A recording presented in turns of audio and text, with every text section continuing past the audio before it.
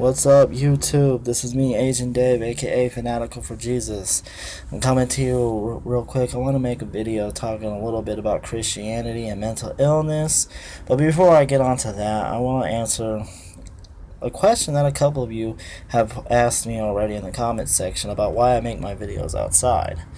Well, the reason why I do that is because I have my mentally ill mother that I'm taking care of, and if I was to make my video in the same room that she's in, you're gonna be hearing her yelling at herself in the background and talking to herself constantly in the background.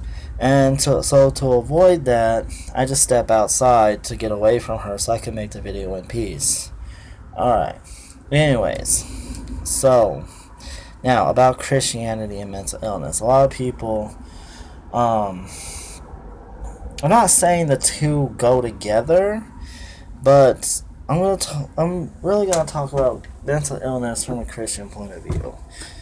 Because, honestly, I feel like there's not many Christians who are talk about mental illness. Mental illness in Christian circles tends to be one of those things that gets pushed under the rug or gets pushed aside, and they tend to ignore people with mental illness, and I think that's wrong. Like, if Jesus was walking the earth today, the mentally ill population would be one of the groups that he would most want to spend his time around.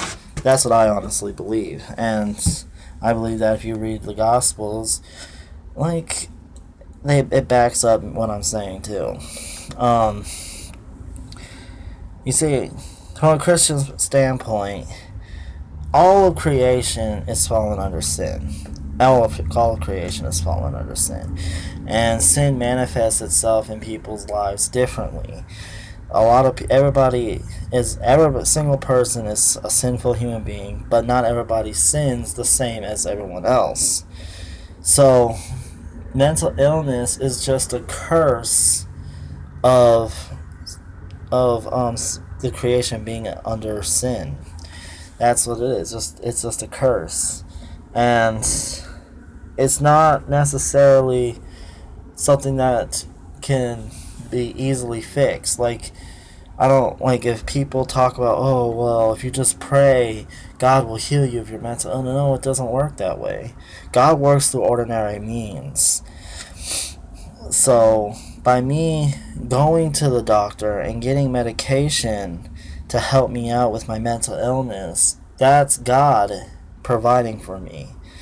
God doesn't have to snap his fingers and magically cure me of my mental illness. No, God is sovereign over everything. So, he's the one that gave the doctor the wisdom gave the doctor the wisdom to know what kind of medication to try me on, and he's the one who he works through all things. That's why I like the Reformed doctrine of God's providence. God works through all things.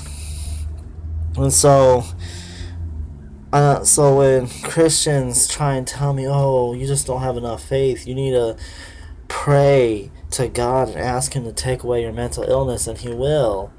Like, no, that's not how it works.